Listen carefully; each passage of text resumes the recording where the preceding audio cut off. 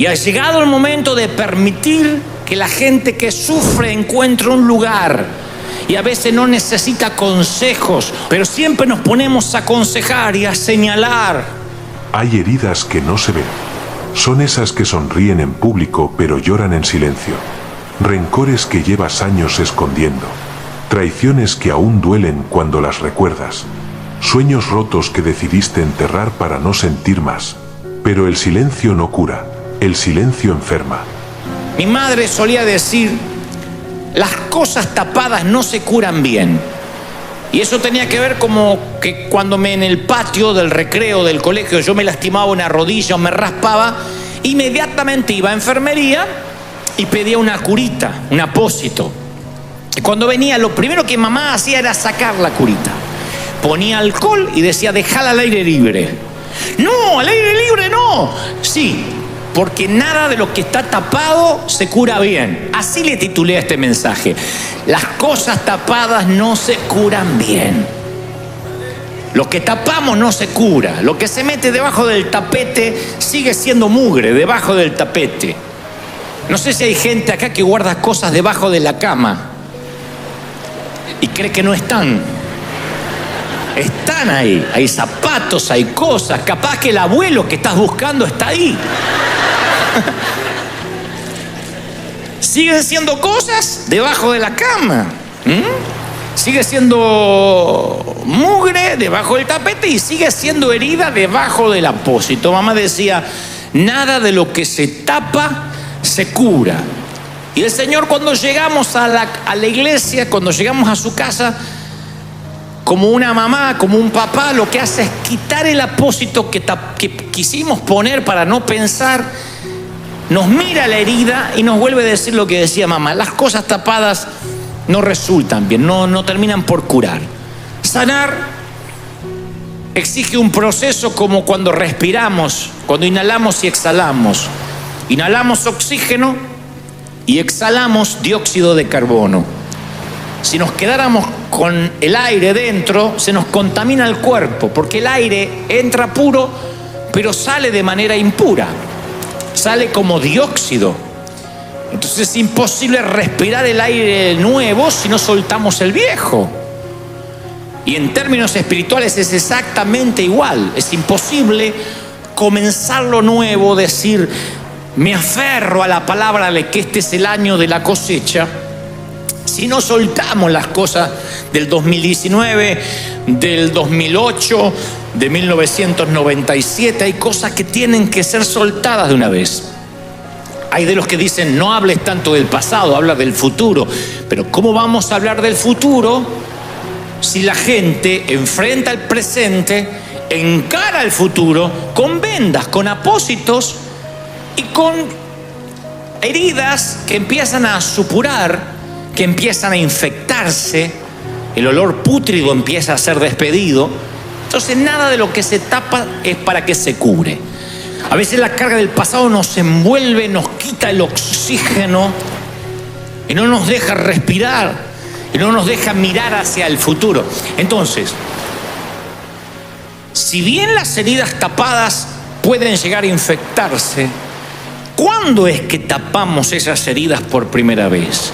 Durante mucho tiempo nos enseñaron a aparentar fortaleza, a sonreír aunque el alma gritara por dentro, a decir todo está bien cuando en realidad no lo estaba.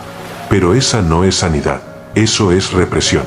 Lo que no expresas, se enquista. Lo que ocultas, se vuelve un peso que te roba energía, fe y propósito. ¿Cuándo es que no dejamos que el Señor, como un gran cirujano, las intervenga y quite y limpie y ponga asepsia allí? Pienso que la primera etapa que eso sucede es la niñez. La niñez, los niños son hasta ahora el mayor milagro que yo jamás haya visto. Y David, que en cierta ocasión clamó por la vida de un hijo que se le estaba muriendo, mientras que su hijo se debatía entre las garras de la muerte y de la vida, ese bebé se estaba muriendo, él clamaba y ayunaba para que ese hijo viviera. Tan pronto su hijo muere, él siente que ese hijo de alguna forma esa saeta, esa flecha, había caído en tierra.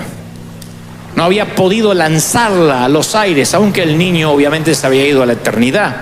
Y él escribe con mucho dolor: he aquí, herencia de Jehová son los hijos. Salmo 127:3. Cosa de estima el fruto del vientre, pero son como flechas, como saetas en manos del valiente. ¿Por qué David compararía a los hijos con flechas? Tal vez porque se deba al potencial que ellos tienen y que nosotros como padres los podemos lanzar, los podemos guiar. No podemos decirnos dónde ir, pero podemos guiarlos, darles el primer impulso. Somos responsables de tensar el arco, que acelere sus logros, que acelere su bienestar emocional. Los ponemos allí y lanzamos a los hijos.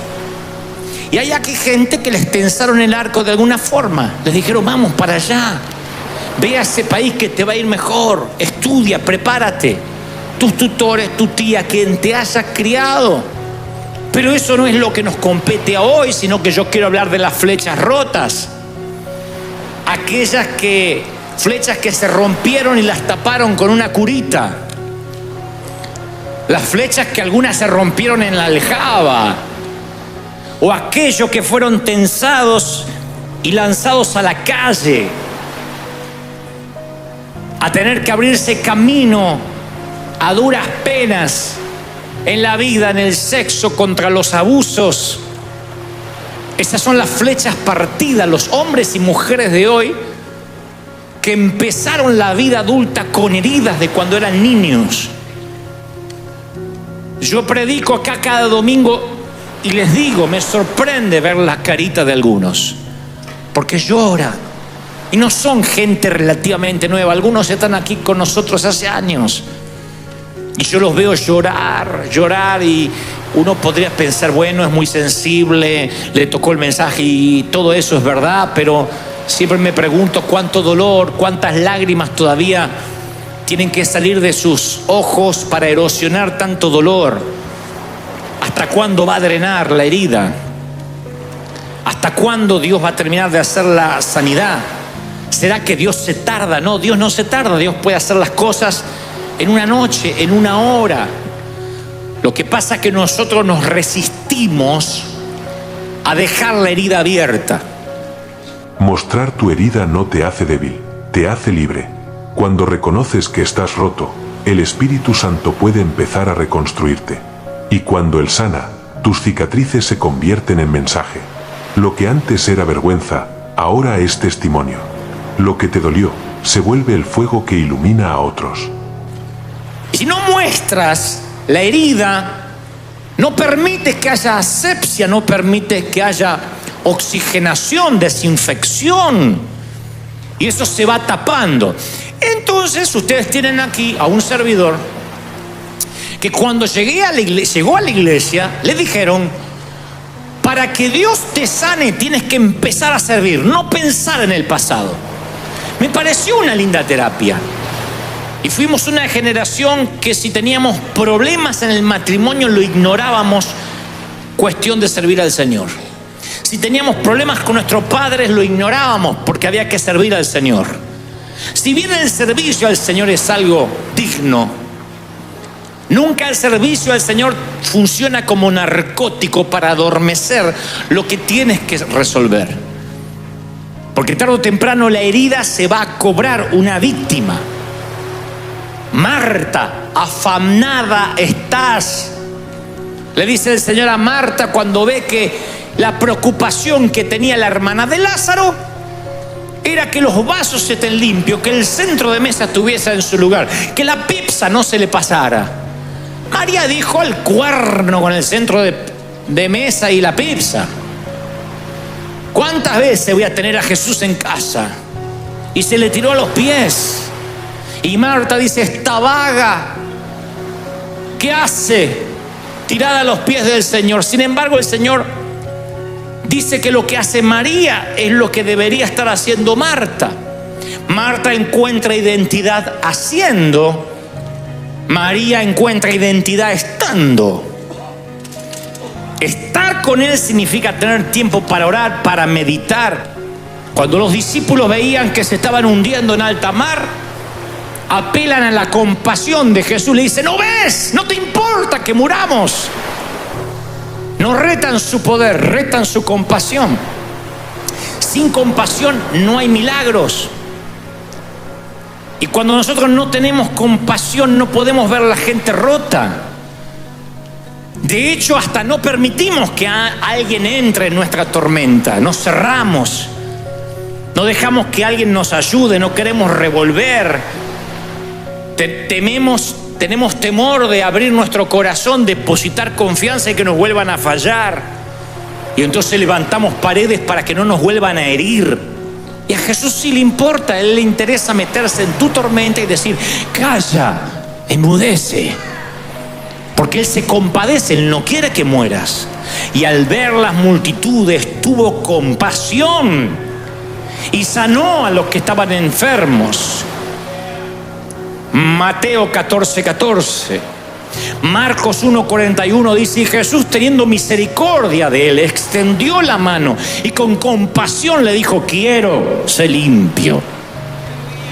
Podemos levantar la iglesia más poderosa en cuanto a luces, pantallas, si la gente rota, herida, no siente compasión, no siente una voz de compasión, solo va a encontrar religión. Y la religión mata. La religión es el opio de los pueblos. La religión siempre mata la relación para con Dios. Y Dios no quiere religión, quiere relación y sanarte. A veces la gente no necesita que la corrijas, sino que la abraces. No necesita que le digas en qué falló, sino que alguien le recuerde que todavía tiene esperanza. Porque un corazón roto no se restaura con sermones, sino con compasión. La verdadera madurez espiritual no se mide por cuántos versículos sabes, sino por cuánto amor practicas. Y yo creo que hay muchos aquí que fueron niños que quedaron en un fuego cruzado en algún momento en la vida. Quedaron en el fuego cruzado cuando eran adolescentes, de familias disfuncionales, de violencia de género. Por eso yo decía en el primer servicio, e insisto con esto, yo bendigo y celebro a los que trabajan en escuelas públicas, porque están tocando niños que son los que van a construir el futuro, son la generación de relevo. Y a veces lo único que puedes hacer es tocarlos, como hizo Jesús, y tocó y los bendijo, dijo: déjenlos venir a mí. A veces no puedes aconsejarlo, no puedes mandarle una visitadora social. A veces lo único que puedes tocar es la cabecita de un niño. Nunca subestimes el tocar la cabecita de un niño. O decirle a un niño: campeón, ¿cómo va? Princesa. No saben cómo sana eso a una niña que ya está preocupada por su cuerpo, preocupada porque no nació en el hogar que quisiera nacer. No saben cómo sana a un niño. Campeón. Yo recuerdo mi tío, que además era mi padrino, el hermano de mi madre, se llamaba Tito, o le decían Tito, claro. Él tenía en su casa una habitación llena de muñecos y muñecas de porcelana, muy caros. Mamá decía: se mira y no se toca, no podía ni respirar encima de esos muñecos. Eran muñecas bastante fantasmagóricas, por cierto, gigantonas. Todas habían comido gluten. Y recuerdo que en un momento yo me metí en esa habitación, porque era el único entretenimiento de ir a la casa del tío. Me metí en la habitación prohibida. No sé qué hice. Un mal movimiento y dos muñecas de arriba decir ¡paf! Y volaron ojos, oreja, pierna. Un ojo hizo y yo quedé así. Eso era mi 9/11. Yo quedé paralizado. Entró el tío. El silencio. Levantó, juntó los ojos, la oreja, la pierna.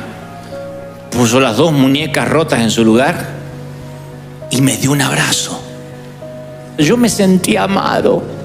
Y luego me hizo así en la cabeza, cuando era la época donde no importaba que me despeinara. Y me hizo así.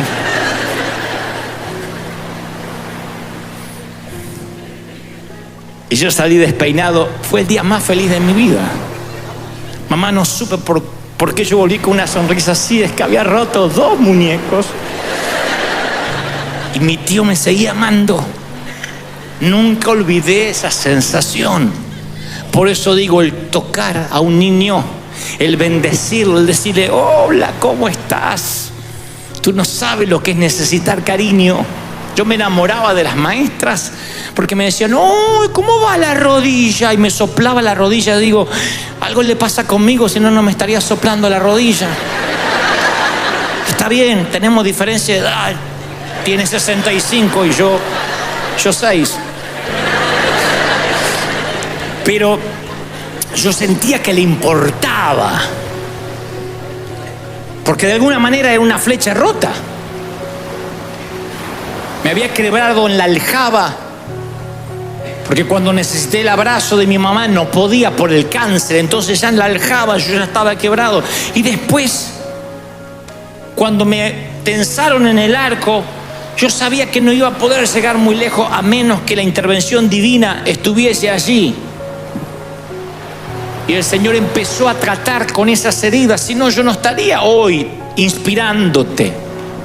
No estaría hoy transmitiéndote lo que Dios me dijo que te transmita. A veces intentas sanar con fuerza, con control, con olvido, pero la verdadera sanidad llega cuando te rindes al amor de Dios. Ese amor que no exige perfección, solo honestidad, que no borra tu historia, pero la redime, que no tapa la herida, sino que entra en ella con ternura divina. Tú no puedes pedirle a un león herido que se ponga a saltar. Ningún animal herido va a jugar. Así tampoco le puedes pedir a una congregación que dé gritos de júbilo, que cante, que toque el shofar, que se ponga a danzar, porque si sufre es infeliz. Y las personas que sufren no tienen felicidad. Y ha llegado el momento de permitir que la gente que sufre encuentre un lugar. Y a veces no necesita consejos, pero siempre nos ponemos a aconsejar y a señalar. Y cuando uno señala y cuando uno aconseja, siempre hay alguien que está lastimado y dice, a mí de esos consejos ya me dieron un montón, no me recomienden un libro. Yo quiero que me den un abrazo, yo quiero que me amen.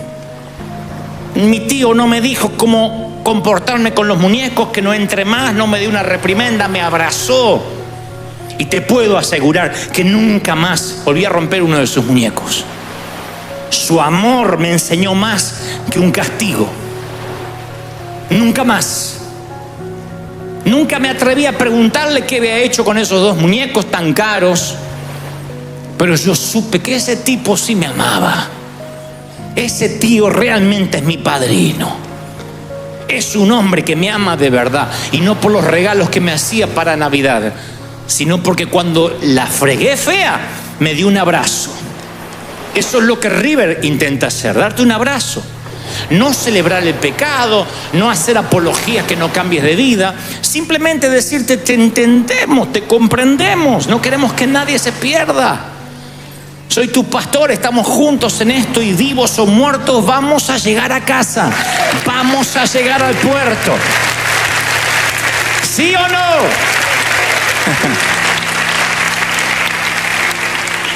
Te acostarás y no habrá quien te espante. ¡Qué lindo! Yo decía hoy el chiste de que a lo mejor te espanta el cónyuge. No, pero el peor espanto viene de tu propio interior. ¿Cómo escapas de ti mismo? ¿Cómo uno escapa de uno? A veces hay fantasmas que no te dejan descansar. Entonces nunca tienes la sensación de gozo, de paz interior. Dios te ama tanto que se preocupa por tu descanso. En paz te acostarás, así dormirás. ¡Qué lindo! Te haré descansar en delicados pastos. Dios es el único que se ocupa de tu descanso. Porque Dios junta las flechas rotas. Dios sabe dónde nacemos. Y cuando Él ve que fuimos criados en una aljaba de gente mezquina, de gente ruda, Él las levanta, esas flechas, y de alguna forma hace que alcancen su rumbo. Y cuando uno entiende que necesita ser curado, que a veces los problemas con los que lidiamos están arraigados en el pasado, uno sabe que la palabra de Dios, como dice la Escritura en Hebreos, es la misma ayer, hoy y por los siglos. O sea, que te puede dar una palabra hoy para sanar el pasado. ¿Lo crees o no? Dios te puede sanar hoy. Perdonar, sanarte, es romper la valla entre el pasado y el presente.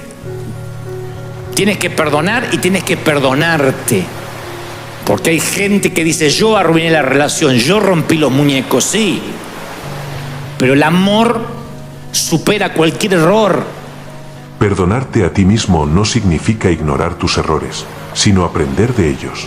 Es reconocer que fallaste, pero que también creciste. Es mirar al espejo y ver a alguien en proceso, no a alguien terminado. Porque quien no se perdona, vive atrapado en una versión vieja de sí mismo. Y Dios no puede llevarte al futuro, si sigues abrazando la culpa del ayer. Yo le puedo decir a una muchacha, a una jovencita, que tuvo un padre muy riguroso, un padre que la castigaba, o lo que es peor, que la abusaba.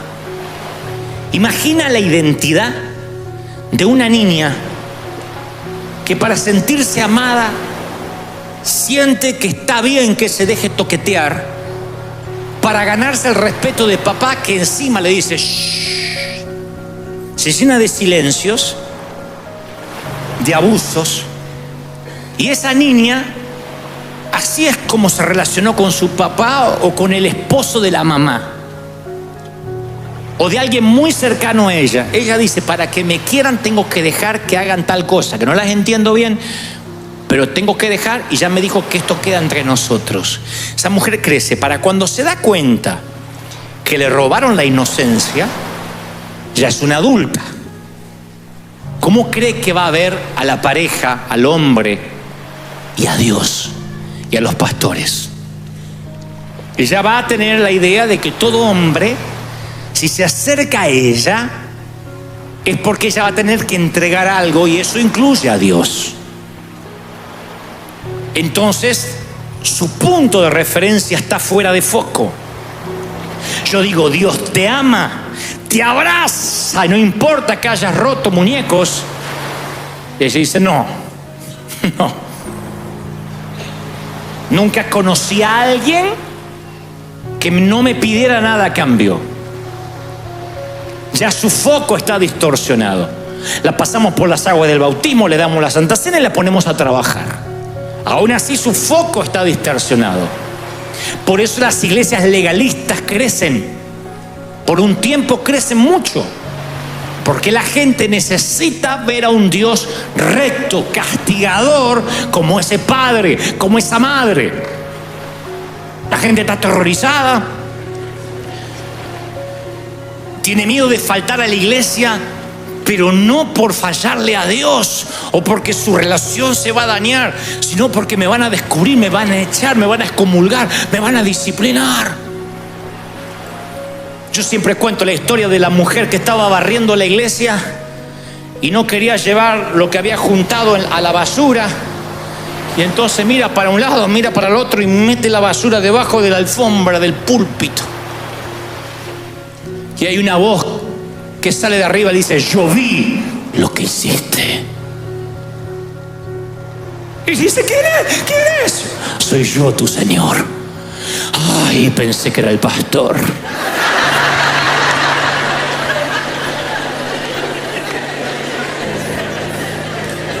Y a veces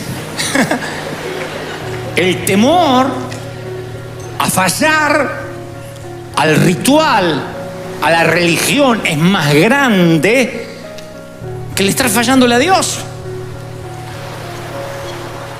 A veces no te importa fallarle al dueño de los muñecos, sino que no te descubra mamá.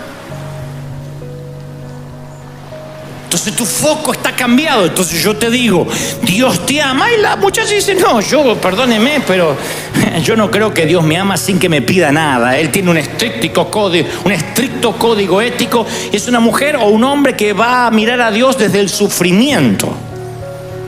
Yo era así, no fui abusado, Pero yo entendí que para ganarme la aprobación de Dios, yo tenía que hacer un poco más. El amor de Dios hacia mí estaba un poquito más allá de mi próximo diezmo, un poquito más allá de mi próximo servicio, de mi próximo mensaje, de mi próxima entrega, y era algo que nunca se terminaba. Y cuando yo creía que estaba llevando a la barda, cuando estaba llegando al estándar de que Dios me iba a amar, la barda subía más. Ahora me decían, para agradarle a Dios tienes que cumplir esto y tienes que hacer lo otro. Nunca lograba agradarle a Dios. Esto es lo que Dios sabía eso. Y Él tenía que reprogramar mi mente. Hay heridas que no están en el cuerpo, están en la mente. Son pensamientos repetidos que abren la misma herida cada día. Bocadillo de cómic de pensamiento. Y mientras no cambiemos la manera en que pensamos, seguiremos repitiendo el mismo ciclo de dolor, aunque oremos, aunque asistamos a la iglesia, aunque digamos que ya perdonamos. Porque la verdadera sanidad no empieza en las emociones, sino en la mente. La Biblia dice, transformaos por medio de la renovación de la mente. Usa la palabra metamorfosis. Dios tenía que transformar mi mente. Para eso tenía que sanar mis heridas. ¿Cómo creen que lo hizo? Te diré cómo lo hizo. Había muchos profetas por Argentina pululando en las iglesias, estaba muy de moda. Venían profetas invitados, esos profetas que denunciaban. Eran bravos porque decían, tú no estás orando, y a ti que estás mirando la aquella y el otro. Era una cosa. Pero a la gente le gustaba. Esos profetas que venían, dicen, no me voy a callar y voy a decir lo que Dios me pasen al altar. Y pasabas con miedo porque decía, aunque sea la última vez que me congregué, pasabas al frente. Profetas que venían, por lo menos estoy hablando de una docena, hablaban a uno, le decían fecha, lugar al otro, y a mí me decía, hey, flaquito, ay, cómo te ama el Señor, te ama. El que ve de lejos esa historia dice, claro, a este le dice que lo ama porque es especial, porque es más puro. No, era el más sinvergüenza. En un campamento una vez un pastor predicó las 5 abominaciones contra Dios. Las 5 abominaciones por las cuales perderás la salvación. De las 5 ya había probado 4 yo. No le voy a decir cuál porque no le importa a nadie. Y sin embargo el Señor me decía, ¿cómo te ama el Señor? Y empezaba a sanar. Me dejaba expuesto. Yo decía, ¿de verdad? ¿De verdad? Una y otra vez, ¿cómo te ama el Señor? Yo fui alguien que me costó entender eso. Me costó porque yo era una flecha rota. No tensaron mi arco lo que debieron tensarlo. O a lo mejor mamá en su vano intento de tensarlo le faltó el brazo fuerte de papá apuntalando la misma dirección. No sé. No haré un análisis mental de lo que pudo haber pasado. Solo sé que Dios tuvo que transformar mi manera de ver a Dios, mi manera de ver las cosas, y empezó a sanar. Empezó a sacar curitas, empezó a sacar apósitos, y a medida que sacaba curitas y apósitos quedaban a descubierto lo que yo era, y Dios hacía sobre la herida, como mi maestra de 72 que me ilusionaba teniendo yo apenas 6.